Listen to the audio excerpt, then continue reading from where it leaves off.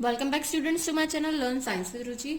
आज की क्लास में हम 7th क्लास का science and NCERT text book chapter 11 transportation in animals and plants को करेंगे। तो बच्चों, पिछली क्लास में हमने ये देख लिया था कि एक ऑर्गेनिज्म को जीवित रहने के लिए फूड, वाटर और ऑक्सीजन की जरूरत पड़ती है ना। पर इन सभी को बॉडी के सारे हिस्सों में पहुंचाने के लिए किसकी जरूरत पड़ती है? ट्रांसपोर्टेशन की, है ना। इनको एक जगह जहां इन सबको बनाया जा रहा है वहां से उन सभी जगह पे पहुंचाने की जरूरत पड़ती है जहां इनको उपयोग है। इसीलिए जीवों को और किस चीज की जरूरत पड़ती है? उनके शरीर में जो भी वेस्ट बन रहा है उसको निकाल के बॉडी से बाहर फेंकने की भी जरूरत पड़ती है। तो आप ये सोचते होंगे कि ये कैसे होता होगा। फिग नंबर 11.1 को देखिए। इसमें देखिए हमारी बॉडी का सर्कुलेटरी सिस्टम दिखाया गया है। अब ये जो सर्कुलेटरी सिस्टम है इसमें क्या हो रहा है? देखिए ये जो सर्कुलेटरी सिस्टम है इसमें बॉडी में कैसे सर्कुलेशन होता है वो दिखाया गया है। बॉडी में ब्लड के जरिए कैसे फूड का ट्रांसपोर्ट होता है, गैसेस का ट्रांसपोर्ट होता है, ऑक्सीजन का ट्रांसपोर्ट होता है, ये दिखाया गया है। तो चलिए हम शुरू करते हैं हमारा सर्कुलेटरी सिस्टम। देखिए, जब हमारे शरीर में कहीं कट लग जाता है, जैसे मान लीजिए मेरी उंगली अगर यहां से कट जाए तो क्या होगा? खून बाहर निकलने लगेगा, ब्लड फ्लोस आउट। पर ये ब्लड होता क्या है? ब्लड एक फ्लूइड होता है जो कि हमारी ब्लड वेसल्स में बहता है। ये आपको ब्लड वेसल्स दिख रही हैं, एक रेड कलर की है और एक ब्लू कलर की है। अब इनका ऐसा कलर क्यों होता है मैं आपको अभी थोड़ी देर में बताऊंगी। पर देखिए जो ब्लड है ये देखिए लगभग हमारी बॉडी के हर पार्ट को टच कर रही है। इवन हमारे लेग्स के टोज से लेकर के हमारे हैंड्स के फिंगर्स तक को ये टच कर रहा है। उसी प्रकार से क्या होता है, ये जो ब्लड है हमारे फूड में डाइजेस्टिव सिस्टम में जो फूड बन रहा है, जो उससे एनर्जी मिल रही है, वो सभी जो है हमारी पूरी बॉडी पार्ट्स में फैला दिया जाता है इस ब्लड के द्वारा।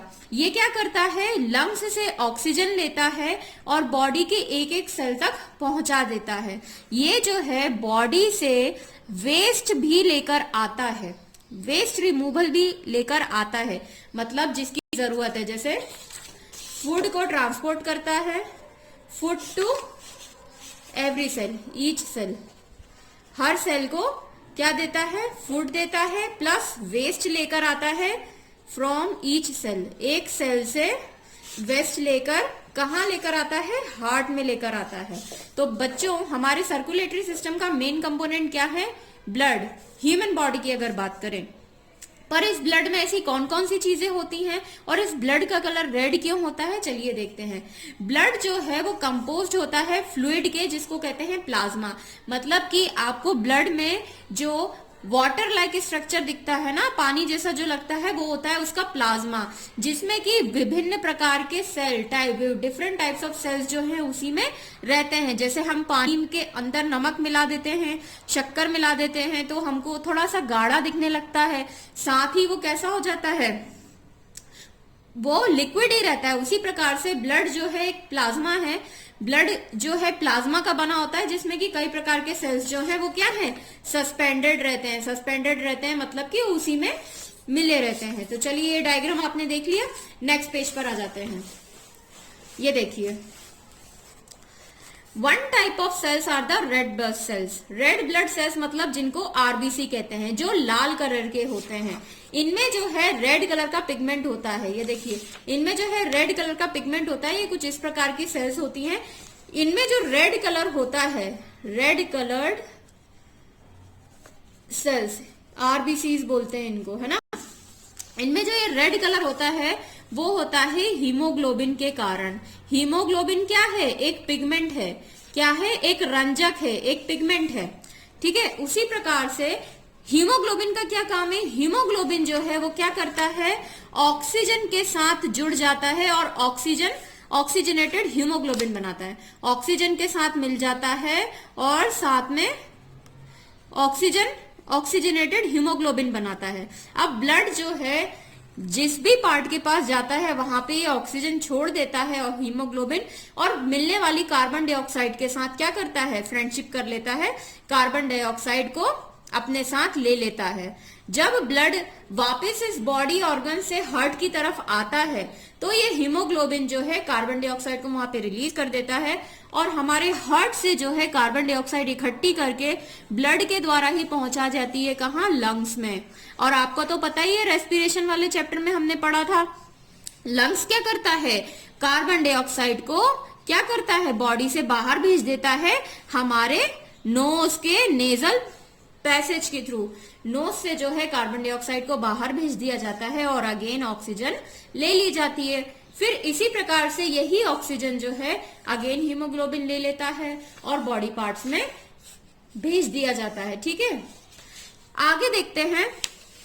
It will be difficult to provide oxygen efficiently to all the cells of the body without haemoglobin. अगर हमारी बॉडी में हीमोग्लोबिन नहीं होगा तो हमारी बॉडी के लिए बहुत डिफिकल्ट हो जाएगा ऑक्सीजन को बॉडी के हर एक पार्ट तक पहुंचाना।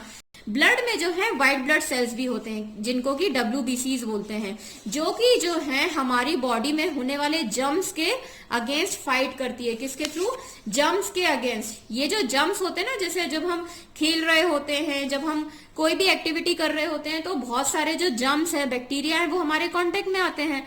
अब इन जर्म्स से फाइट कौन करता है, तो ब्लड के WBC सेल्स। ये जो है इन जर्म्स को हमें नुकसान पहुंचाने नहीं देते हैं। ठीक है, क्या हुआ, बूझो जो है गिर गया और खेलते खेलते गिर गया और उसके जो नी है, जो हमारी कोनी होती है ना, लेग की जो कोनी होती है उसको नी बोलते हैं। यहाँ पे उसको चोट लग गई। हुआ क्या, उसमें से ब्लड निकलने लगा, पर थोड़ी देर बाद उसने देखा कि ब्लड जो है वो एक रेड कलर के डार्क स्पॉट में बदल गया है, और वहां से अब ब्लड नहीं निकल रहा।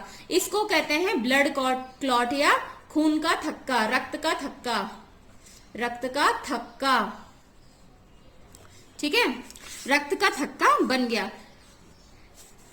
ये जो क्लॉट है ये एक अनादर टाइप के सेल्स होते हैं जिनको कहते हैं प्लेटलेट्स, इनके कारण बनता है। प्लेटलेट्स क्या करती हैं, जैसे ही हमारी बॉडी में कोई कट लगा, जैसे ही मान लीजिए फिंगर में कट लगा, इसमें से जल्दी जल्दी ब्लड बाहर निकल के आने लगा, तो ब्लड के ऊपर ये जो प्लेटलेट्स हैं आपस में जुड़ के नेटवर्क लाइक स्ट्रक्चर बना लेती हैं और ये जो RBC सेल्स हैं ये इसके अंदर ऐसे ऐसे फंस जाती हैं। अब इन RBCs और WBC सेल के अंदर फंस जाने के कारण जो है आगे और ब्लड नहीं निकल पाता और ये सब वहीं पे इकट्ठे होके जम जाते हैं और इसी को हम क्या कहते हैं, रक्त का थक्का या ब्लड क्लॉट। ठीक है, अब चलिए आगे बढ़ते हैं ब्लड वेसल्स के बारे में। ये जो ब्लड वेसल्स हैं ये कहाँ बहती हैं, ये बहती हैं ब्लड वेसल्स के अंदर। किसके अंदर, ब्लड वेसल्स के अंदर या नलिकाओं के अंदर। ये देखिए, ये जितनी भी हमको दिख रही है ना चीजें, ये जितना भी आपको दिख रहा है ना, ये क्या है, ये ब्लड वेसल्स हैं, है ना। आप अपने हाथ को अगर ऐसे करके देखेंगे तो यहाँ पे देखिए आपको ये जो दिख रही है ना, ये क्या है, ब्लड वेसल्स हैं। ये जो जिनको हम नसें बोलते हैं ये क्या है, ब्लड वेसल्स हैं। ओके, आगे देखते हैं। चलिए, ब्लड वेसल्स में जो है डिफरेंट टाइप की हमारी बॉडी में ब्लड वेसल्स होती हैं। देखते हैं कौन कौन सी टाइप की ब्लड वेसल्स होती हैं। Blood picks up the waste material, ये तो मैंने आपको बता दिया कि कार्बन डाइऑक्साइड लेता है सेल से और हार्ट में पहुंचा देता है। अब हार्ट जो है इसे लंग्स को पहुंचा देता है और कार्बन डाइऑक्साइड जो है बॉडी से बाहर निकाल दिया जाता है, जैसे कि हमने चैप्टर 10 में पढ़ा था। अब जो है आर्टरीज और वेन्स जो है हमारी बॉडी में प्रेजेंट होती हैं। आर्टरीज जो हैं, देखिए हमारी बॉडी में कार्बन डाइऑक्साइड भी है और ऑक्सीजन भी है, ये दोनों मिक्सअप ना हो जाए इसलिए क्या होता है, दो अलग अलग वेन होती हैं। ब्लड वेसल्स भी कैसी होती है, दो अलग अलग होती हैं। ब्लड वेसल्स जो है वो दो प्रकार की होती है। एक होती है आर्टरीज जो कि ऑक्सीजन वाली ब्लड को कैरी करेंगी, है ना, ऑक्सीजन कैरिंग ब्लड होता है इनमें, वो ब्लड बहता है जिसमें कि ऑक्सीजन है। दूसरी होती है वेन्स, ठीक है, दूसरी होती है वेन्स। अब डेफिनेटली इनमें क्या होगा, कार्बन डाइऑक्साइड वाला ब्लड होगा। कार्बन डाइऑक्साइड कैरिंग ब्लड जो है वो किसके द्वारा ले आया जाता है, वेन्स के द्वारा ले आया जाता है। ठीक है, ये तो क्लियर है। अब देखो, ये जो है आर्टरीज का क्या काम है, हार्ट से सारे पार्ट्स की ओर लेकर जाती हैं। हार्ट्स क्या करती हैं, हार्ट टू बॉडी पार्ट्स जाती हैं ये, अब वेन्स क्या होंगी, बॉडी पार्ट्स जो हट जाएंगी, बॉडी पार्ट से हर्ट की ओर जाएंगी कौन, वेन्स। आगे बढ़ते हैं, देखिए क्योंकि हमारी बॉडी में ब्लड फ्लो जो है वो बहुत रैपिड है और वो बहुत प्रेशर से होता है, इसीलिए आर्टरीज की जो वॉल है वो थिक इलास्टिक वॉल होती है। आप एक पाइप को एज्यूम कीजिए, रबर का पाइप होता है, जब इसमें वाटर प्रेशर से आता है, अगर जब ये वाटर प्रेशर से आता है तो हम इसमें एक फोर्स महसूस कर सकते हैं, एक फोर्स, एक बल हमें महसूस होता है। उसी प्रकार से आर्टरीज की जो वॉल है ये बहुत मोटी होती है, क्या होती है, थिक होती है, नहीं तो क्या होगा, ब्लड जो है बहुत ज्यादा प्रेशर से आएगा तो ये क्या है, फट भी सकती है, फट भी सकती है। इसीलिए ऐसा ना हो, इसीलिए क्या होता है, हमारी जो आर्टरीज की वॉल्स होती हैं वो बहुत ही थिक या मोटी होती हैं।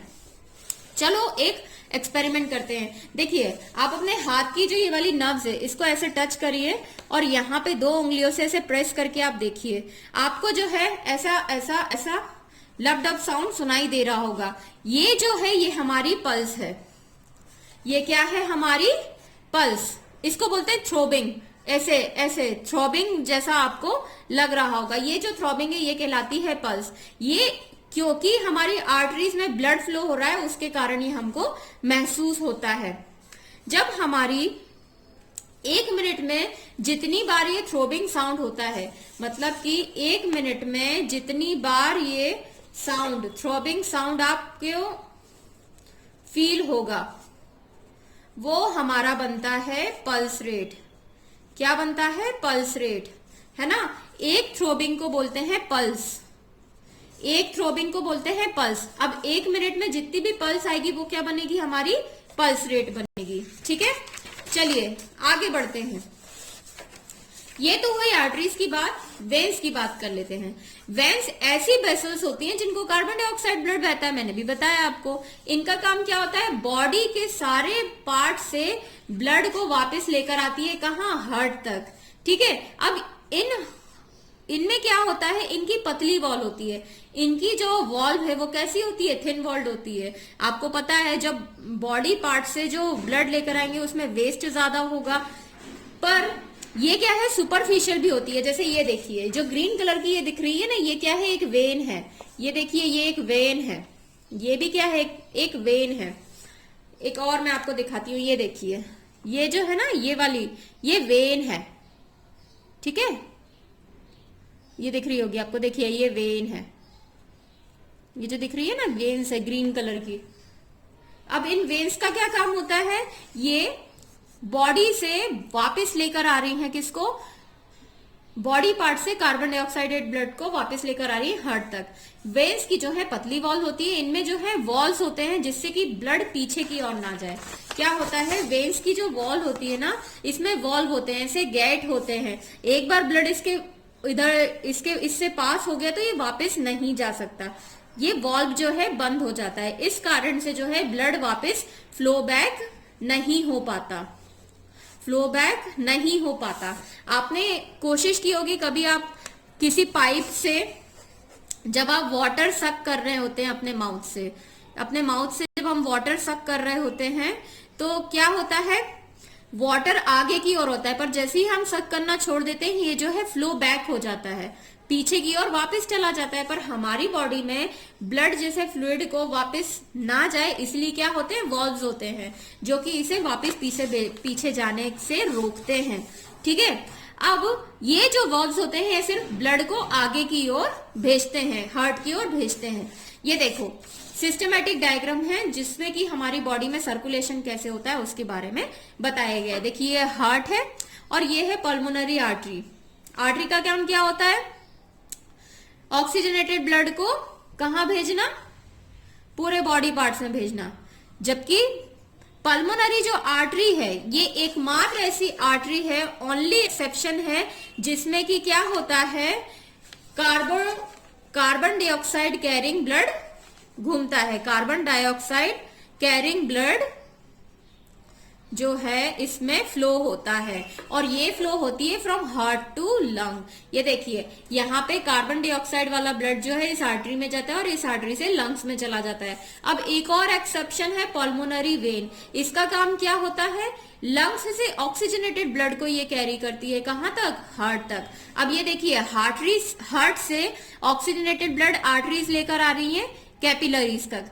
कैपिलरीज जो है छोटी छोटी स्ट्रक्चर्स होती हैं जो एक एक सेल तक पहुंचाती हैं ब्लड को, ठीक है। अब इन्हीं कैपिलरीज से क्या हो रहा है, डीऑक्सीजनेटेड ब्लड मतलब कि कार्बन डाइऑक्साइड रिच ब्लड जो है इन वेन्स के द्वारा वापस हार्ट में पहुंचाया जा रहा है। तो इस प्रकार से देखिए कैसे ब्लड का फ्लो हो रहा है, एरो से भी समझ में आ रहा है। देखिए यहां से पल्मोनरी वेन से ऑक्सीजनेटेड ब्लड आया हार्ट में, हार्ट से ऑक्सीजनेटेड ब्लड आर्टरीज कैरी करेंगी, कैपिलरीज या सारे बॉडी पार्ट्स तक पहुंचा देंगी। अब इन कैपिलरीज से डीऑक्सीजनेटेड ब्लड जो है वो ऊपर की ओर जाएगा, वेन्स जो है वापस उसे हार्ट में लेकर आएगी, और इस प्रकार से हमारी पूरी बॉडी में सर्कुलेशन होता रहता है।